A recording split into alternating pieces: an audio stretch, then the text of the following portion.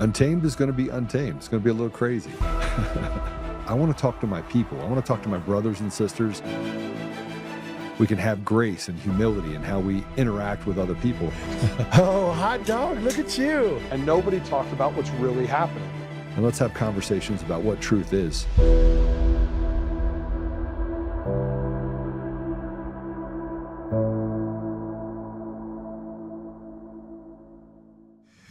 How you guys doing? It is Monday, it's Memorial Day, but I didn't want to go without at least doing some video, and because I know how you guys are. You get mad at me if I take a day off. I know yesterday I got some stuff saying, you should have been on with Peter. So obviously I'm pre-recording this for you. So I'll probably be in the comments just so I can say hi to you when it plays. But I want to take this time to say I appreciate you. And hopefully by now we've heard that Yemi is out of surgery and that everything's good.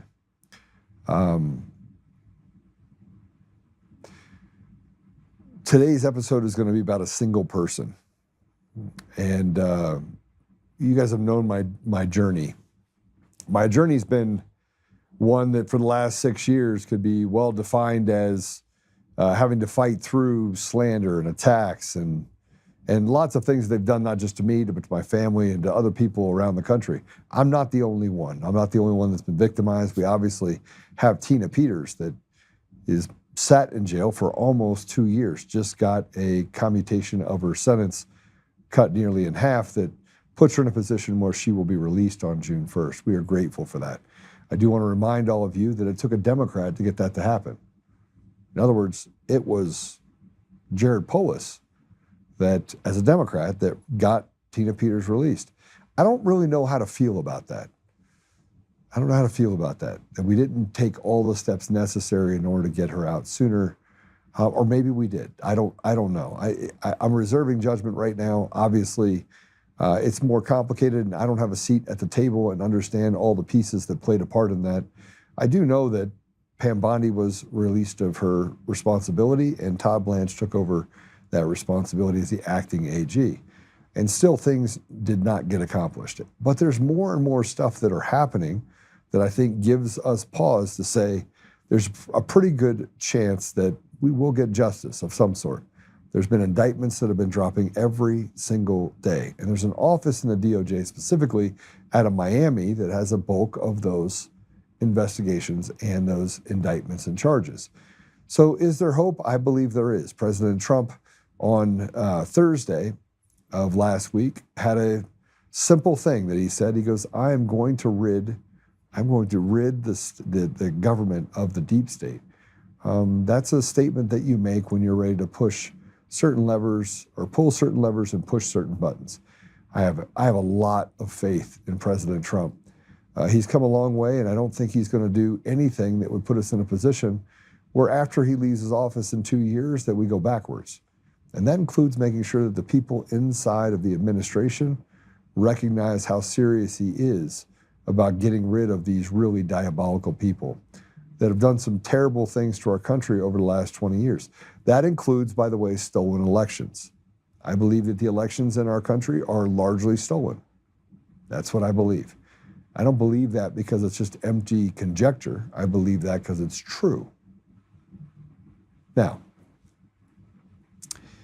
I went from running for governor of the state of Colorado feeling that, I can win this, and there's a lot of things that I can accomplish. We can gut the rotted judiciary of the state, or the fact that they have done some really horrible things to put criminals back on the street while persecuting good people. The judiciary is probably the largest problem we have in the state of Colorado because it is the thing that allows for them to be punitive and to attack any dissenters. It is a political apparatus, and frankly, the entire state of Colorado, Democrats, Independents, and Republicans are all held hostage by these people, the haves, including Polis and Weiser and Griswold. But I stepped out of that because there was an opportunity when Britta Horn stepped down to fix the county party, fix the state party for the Republican Party. In doing that, I've been able to meet a lot of people. I've also been able to see some of the the institutional rot we've had in the party for a long time, the attacks that happen, the scarlet letters that are put on people, the mean girl tactics. And in one case, I came out and I endorsed a man named Adam DeRito. As soon as I did, I got attacked from everyone. And they're like, you need to know who Adam is. And I was like, great, show me the evidence. Show it to me. And obviously, I am in data. So I picked up the phone, started making phone calls, engaging in what can only be described as a pinpointed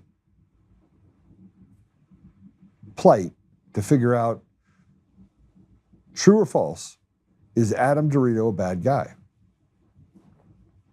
I had people come to my office, people called me, people lobbied me, people made decisions for me. And this is before I was running for chair. I was running for governor, and Adam was running for Congress. And then he didn't win. And a large part of why he didn't win is that there was these people that collectively came up with receipts. Now, I have a large respect for a lot of people in the state of Colorado, and I try to stay out of the fray. But the fray went too far in the last couple of weeks. And I don't have to agree with Adam. I don't have to agree with the other people that were making these accusations, but I do have to address them. And so we're going to talk a little bit about this because I'm going to be joined by Adam DeRito. And you'd say, Joe, why are you bringing Adam on? Because I want Adam to talk about what Adam has gone through over the last 18 years. This is his account. This is his ability to talk to you. If you're in Colorado, I would listen to him.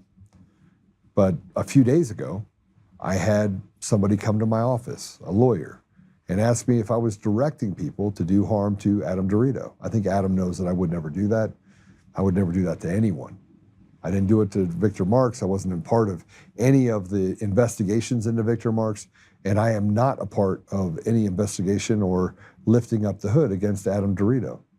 But this party in the state of Colorado has eaten its own so effectively that they never, ever get a chance to be tactical and fix the state for the people in the state. And that ultimately is what we're supposed to be as a Republican Party.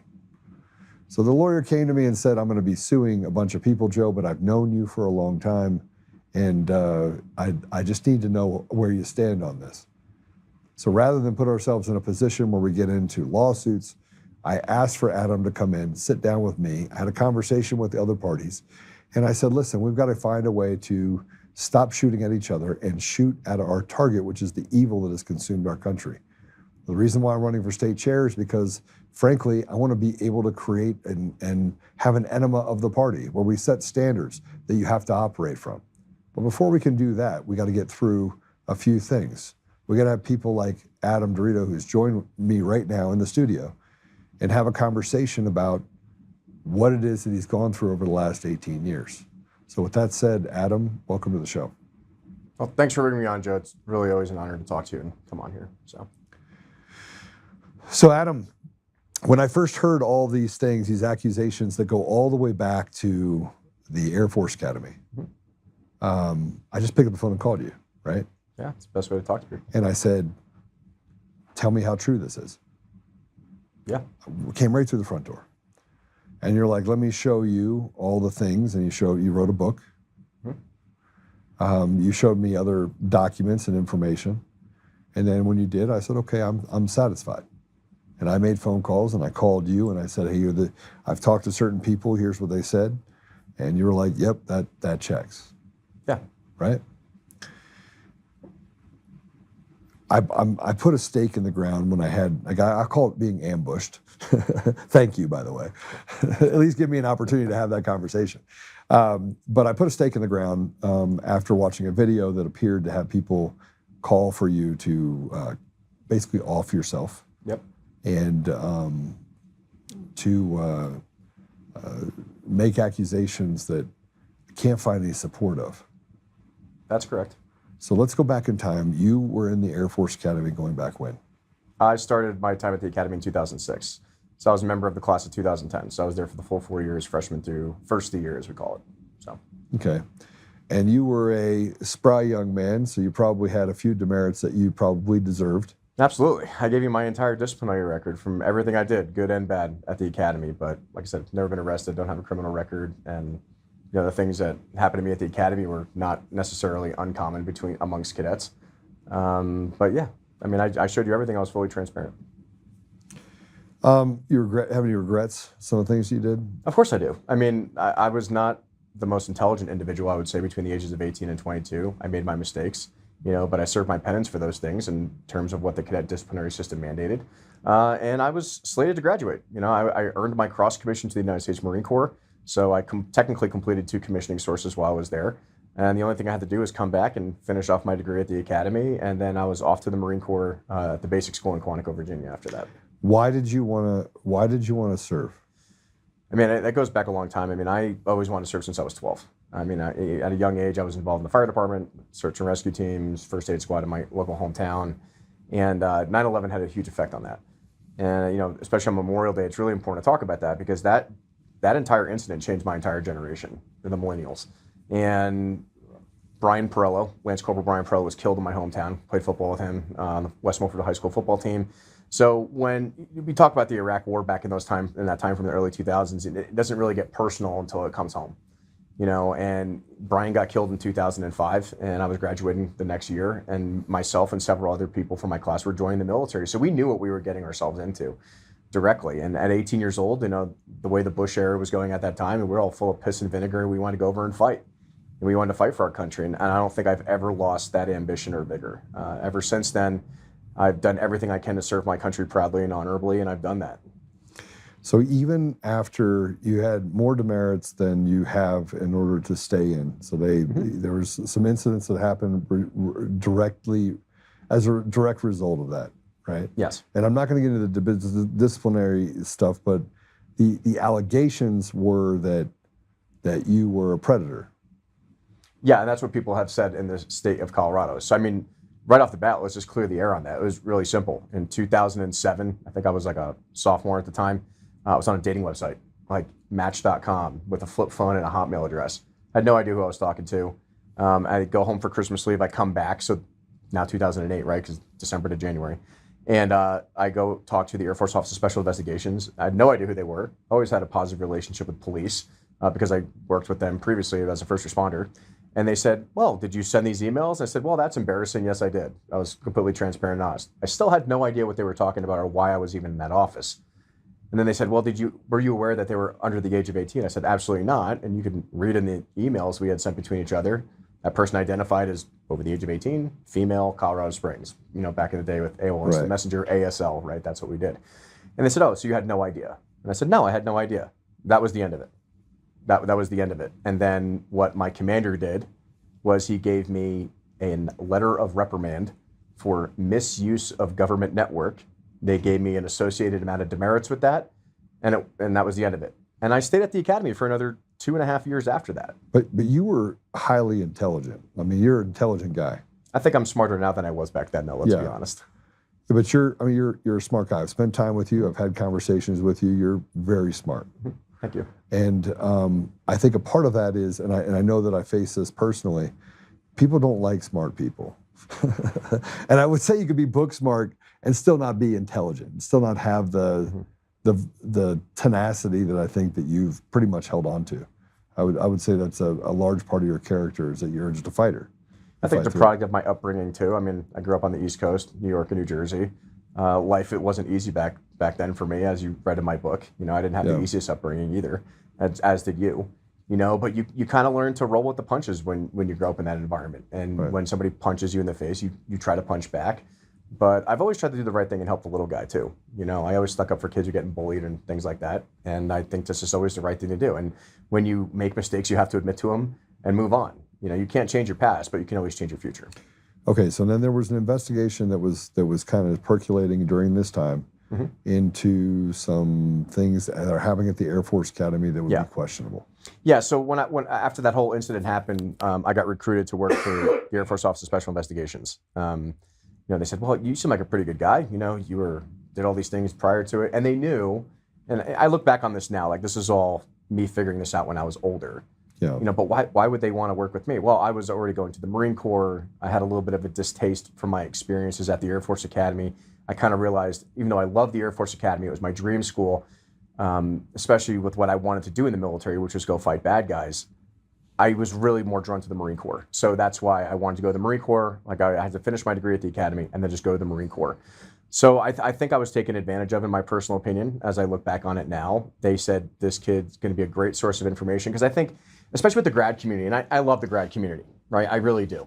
But the problem is that there is a portion of the Air Force Academy graduate community that will defend that institution at all costs, no matter what good or bad comes out of it. And there's another part of the grad community, and they should. I mean, they should. Sure, absolutely. You should be able to protect the institution. They right? should. I mean, okay, so. But I think what we need to talk about too is, if an institution has a problem, we also need to fix it to make sure that institution continues to produce men and women of honor serving in our military. Yeah. And I will tell you, there's a portion of the graduate community who, once they leave the United States Air Force Academy or West Point or Annapolis or any of them, they want nothing to do with the graduate community. They want to forget they ever went there.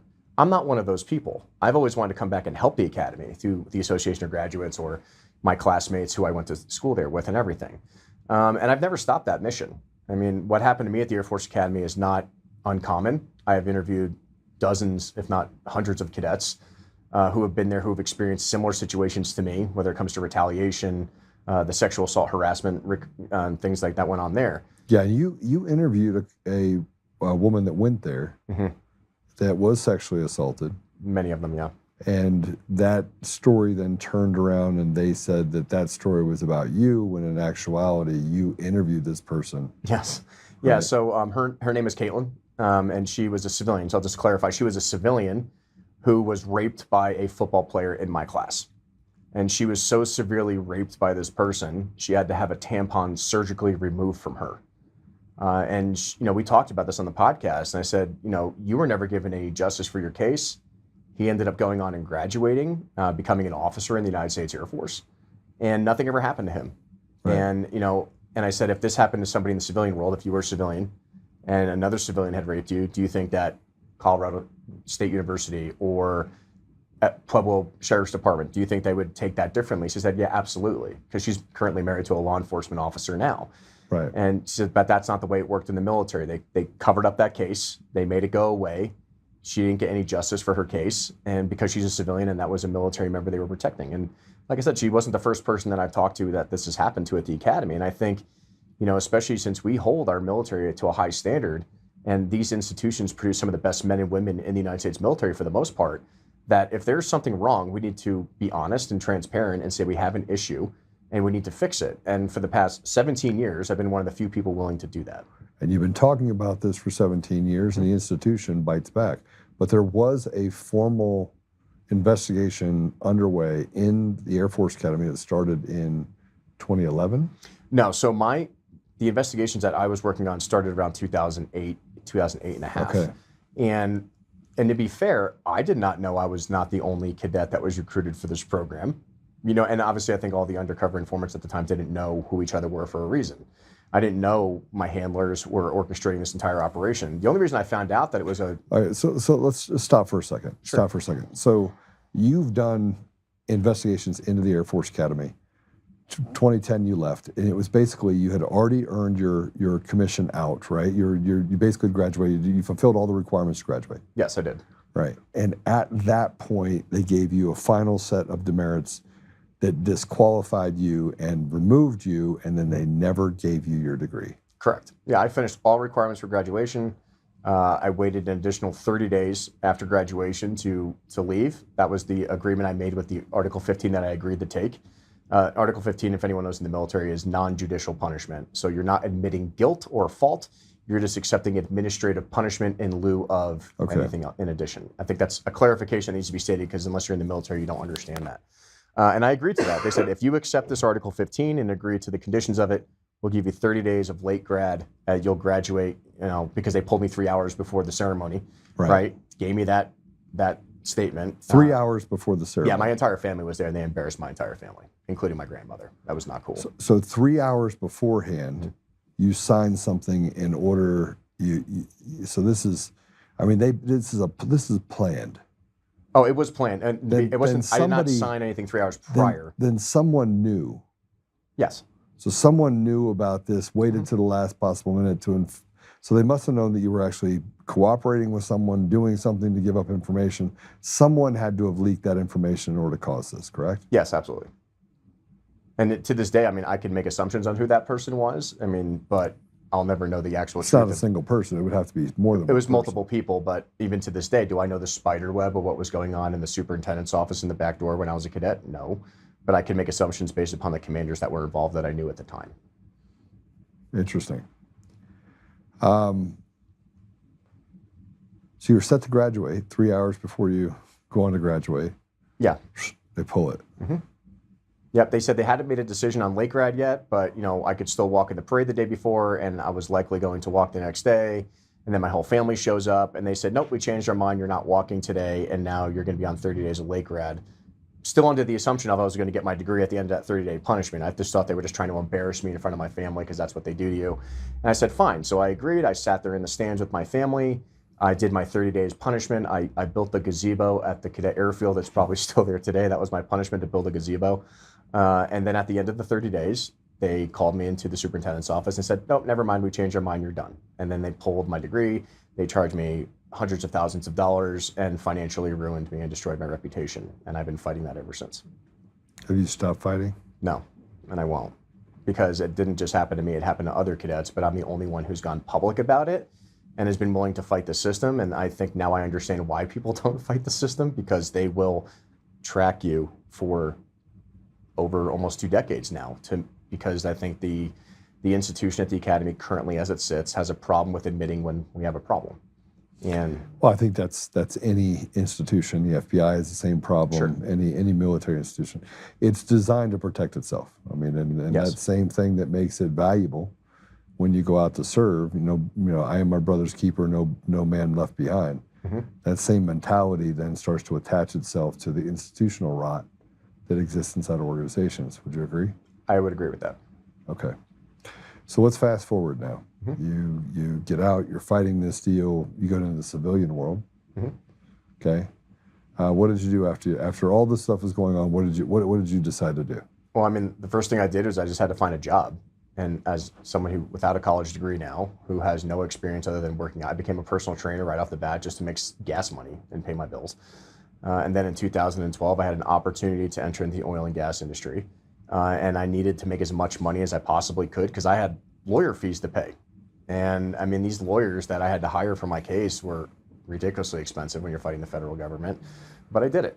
I buckled down and I went into the fracking world, working 18 to 22 hours a day for 14 days straight, 7 days off. And I did that for years. And then we found a loophole to get back into the military, and that was the National Guard. Now, to be fair, I was given a general discharge under honorable conditions. But I was given an RE4 code, which means you can never re-enlist or serve in the military ever again, even though I was never convicted of a crime or anything. It was just an extra stamp on the packet they put there. And we went to all the people and they said, well, I don't know who you made mad in the Secretary of the Air Force's office, but this is signed by some pretty high-level people. And right after the Obama years, we went through. So just so you know, there's 2 places no one likes a rat.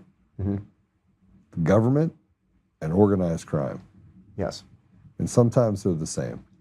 I would agree. Now, I didn't require a waiver to get back in the military. I think that's a fallacy that's been put out there in the past by certain people in our party.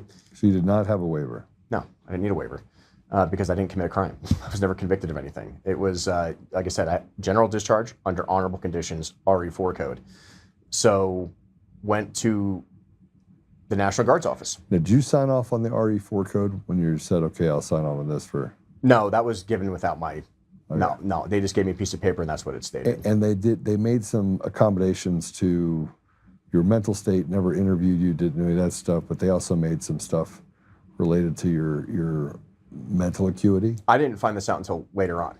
I mean, when I went back into the military, I was not knowledgeable at the time that my mental health records were falsified. This is 2015. So I go into the National Guard.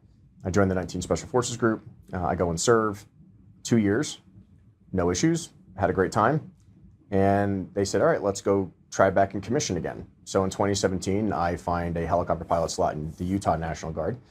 And I go through all the processes, pass all my tests, all my evaluations, scored really high.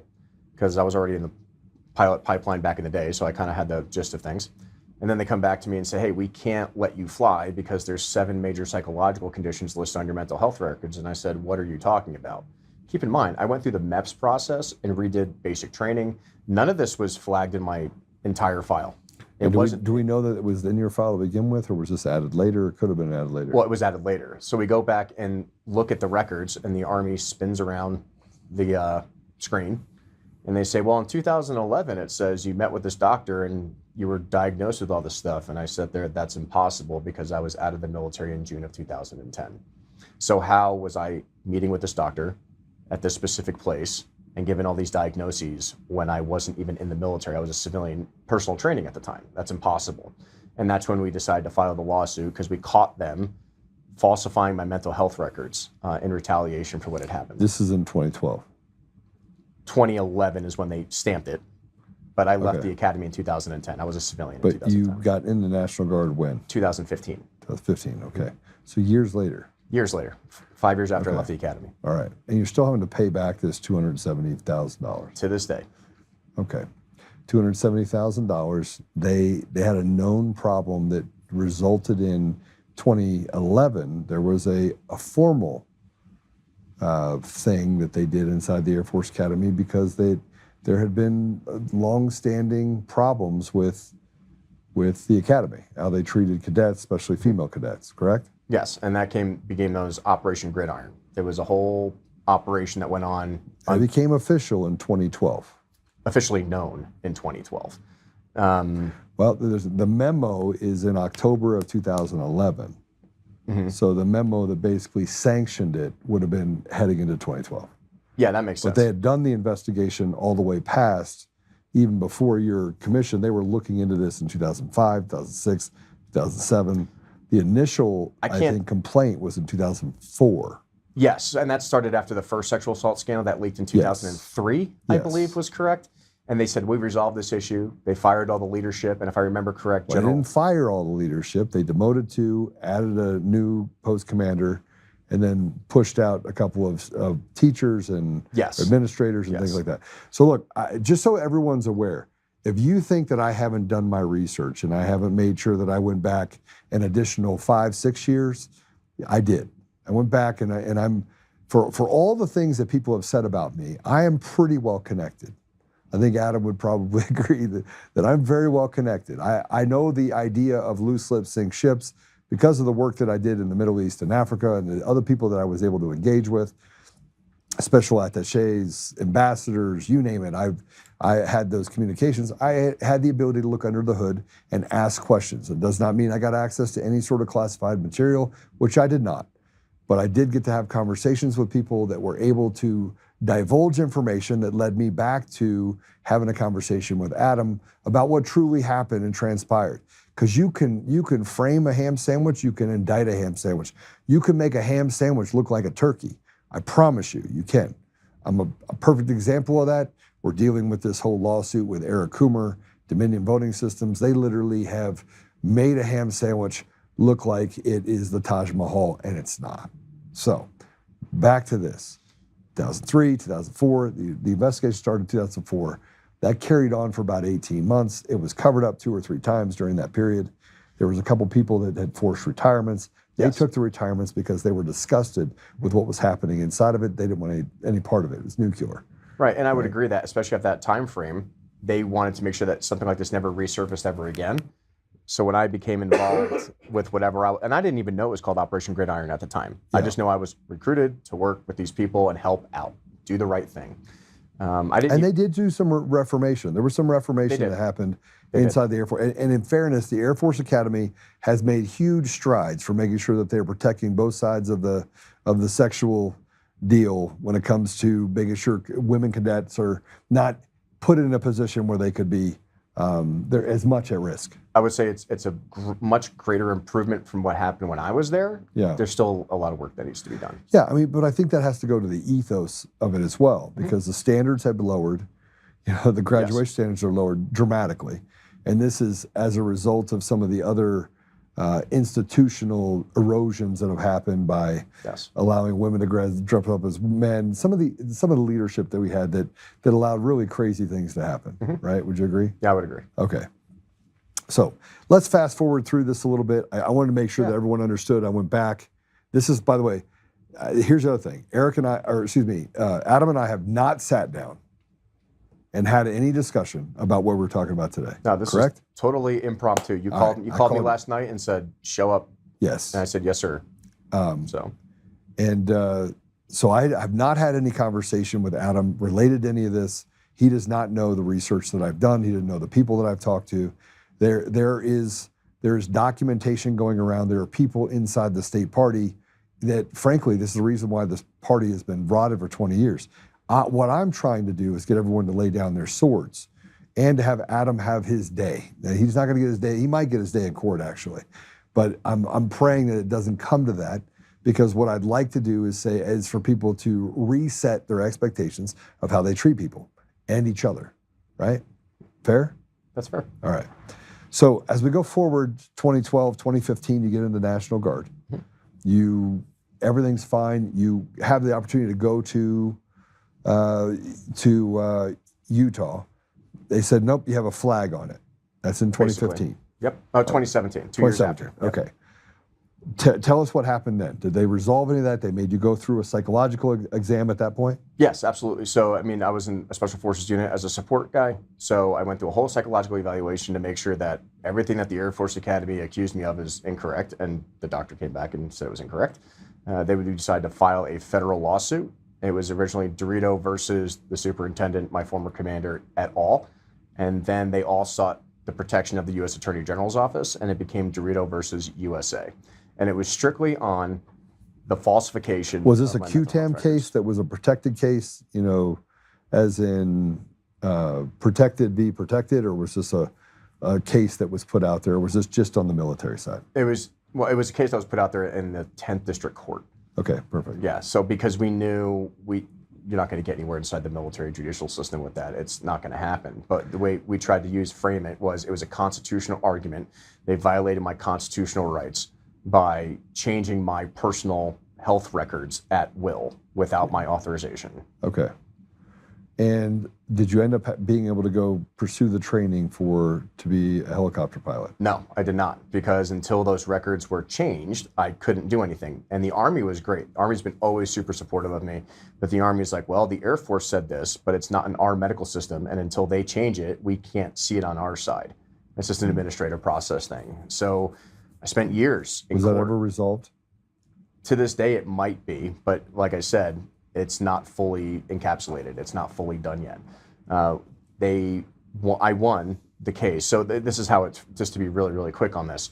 The 10th District Court of Appeals, because it went all the way up to right below the Supreme Court, they stated that under Parker versus Levy, the military is a separate society and should be treated as such, and therefore we cannot tell the military what to do. So even though we agree that there's an error or an injustice in your records and that obviously something's wrong here, we can't tell the military what to do because it's in their own privatized system. So it got kicked back to the executive branch again, because I had to exhaust all administrative remedies before suing them. And then it went to the Air Force Board of Corrections and Military Records again. And they decided in 2019 that there was, in fact, an error or an injustice and that my records should be changed. And this was evaluated by multiple psychological professionals, all the evaluations I had done, everything that was out there. And they made the decision to take it out of my records. How difficult was that?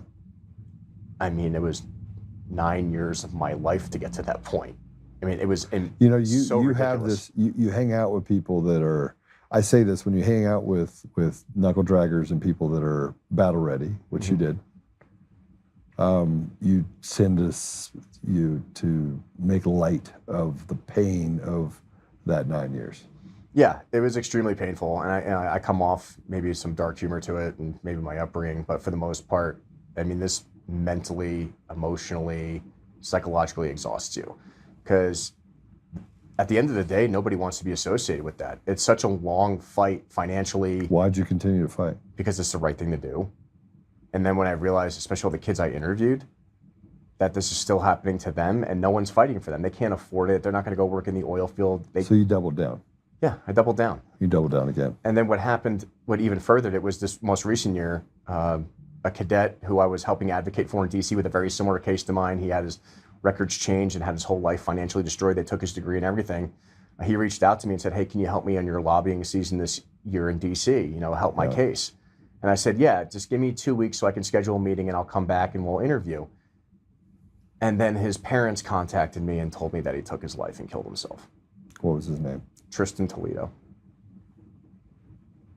And that hurt because now cadets are dying at the academy because of the same exact issues I went through. And people ask me, how come you haven't killed yourself yet? And I said, because I'm the only one fighting this openly and willing to take all the shots. So, you know, fast forward to what happened a couple days ago. When people actually tell me that, I take it really personally. You know, there's a certain thing that's happened on the internet and being able to basically attack people. Mm-hmm. You know, I'm in this lawsuit right now with Eric Coomer. You have to put off him for about 15 minutes, okay?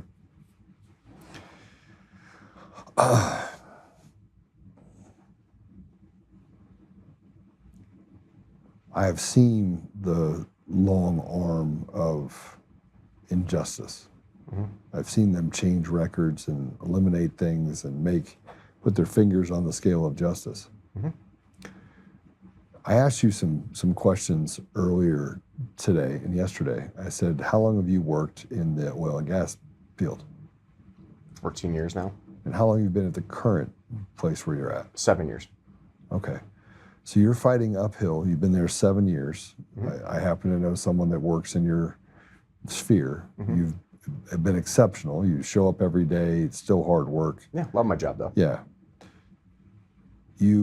At this point, you got in 2015.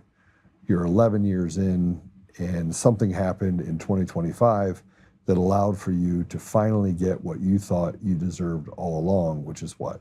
My commission. So, you know, there's the trifecta with the academy case. It took your commission away, your finances away, and your degree away.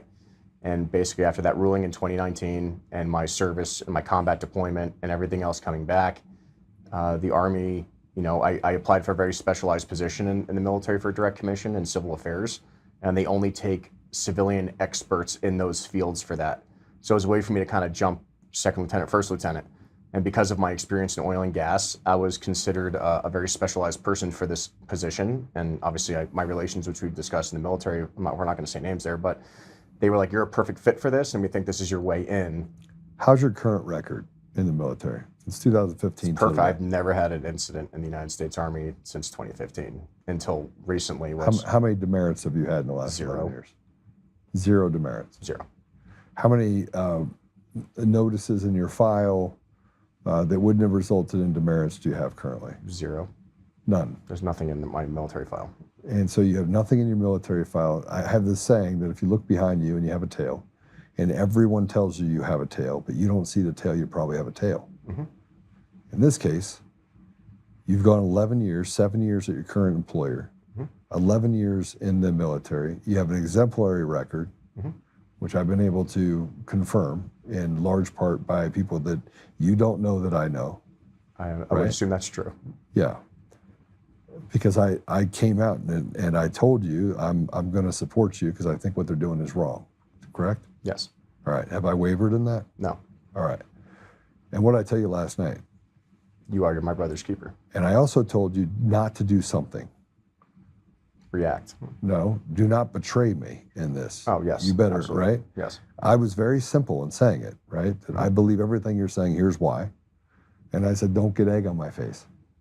Yes. Right? Yeah, and I'm the same way. You know, loyalty is a lot of... How did that make you feel, though? That I'm even questioning you? You felt like you had to go backwards a little bit?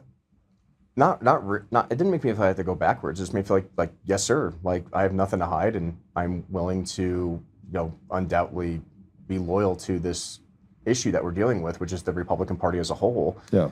Because it's the right thing to do. If people like you and me don't change the system, what does that mean for the future of this country at the end of the day? Yeah. This isn't about me. This isn't about you. This isn't about the party. This is about the American people as a whole. All right, Adam, I got to ask you this, and we're going to be short on time because I know you guys have a big. I'll have him back on again. I want to get a few things more out with Adam, and I think it's important. Sure. Okay. You got your commission. Yes. And then there are certain people in the community that have I not asked you not to sue these people? Yes. Right. And the attorney said, I have all this information, put this all in front of me. Mm-hmm. Right. And I looked at him and said, I need to have a conversation with Adam. I picked up a phone, called you, and I was like, Adam, I think this is a bad idea. We're trying to rebuild the Republican Party.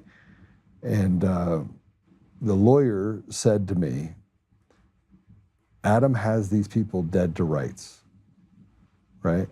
Yes. And so then I came to you and said, please operate with restraint, right? That's why I agreed to come in today. Right. The amount of slander that I've seen people go through in this party is pretty intense. I would agree. Right? And you ran for, or excuse me, got your commission in August of last year, by the way, congratulations. Thank you. This year, you got contacted by the Gazette. Yes. With a bunch of allegations. Yeah. And you told them it's not true. Correct. And they wrote an article. Anyway. Based on a bunch of information. And anonymous sources. But not before they didn't file a complaint against you at your current position in the Army. Yes, the people that were involved. That created an investigation, is that correct? Yes. All right. So now they're interfering with your ability to do your job. Yes. And making accusations using something that they say happened back in 2007? 2008? Mm-hmm. Okay. So they're taking 18 years ago, they're coming back here and saying he did this, and then they made additional accusations that you made comments about women.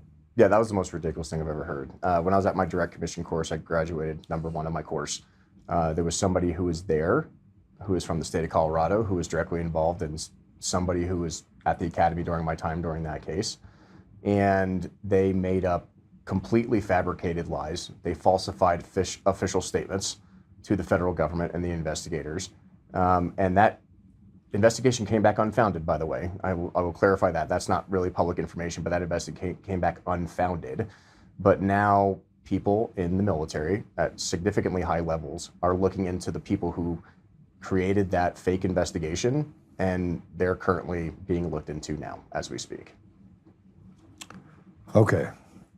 I'm going to have you back on. I think this is a really good segue to, first of all, I want everybody to understand something. I brought you in here because I'm trying to resolve and we're trying to heal the party, correct? Yes. And I told you before that, they made some accusations. Those accusations I find to be unfounded. I think most people do, right? It doesn't mean that you're not a flamboyant guy when it comes to having fun. Absolutely. It just means that you didn't do any of this stuff. No. That they've made accusations on. No, I have not.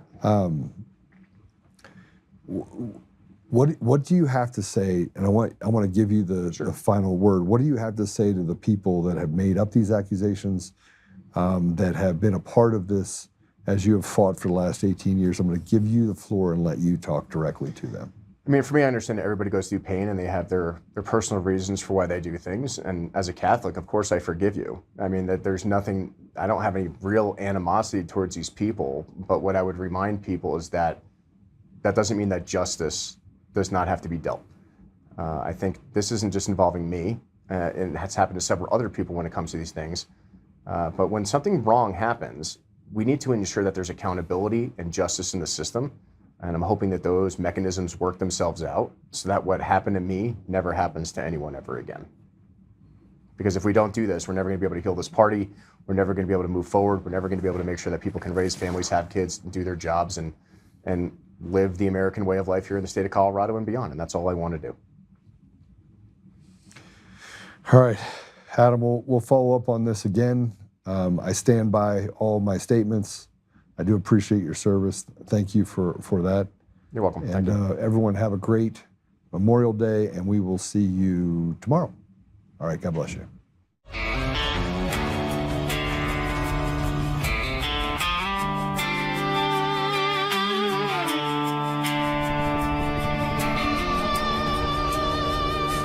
rise up untamed.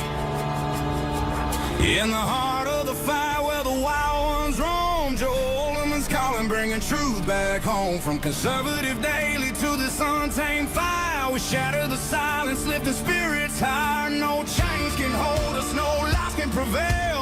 Authentic and fearless on this rugged trail. Patriots gather under stars and stripes. Untamed nation, igniting the night. Untamed nation, let the truth roll out in this land of the free. Standing proud from sea to shining sea, we won't back down. Catch the fire, wear the crown. Untamed nation, it's our battle song, motivating hearts where the brave belong. Yeah, untamed and wild, forever strong. Play it again all night long.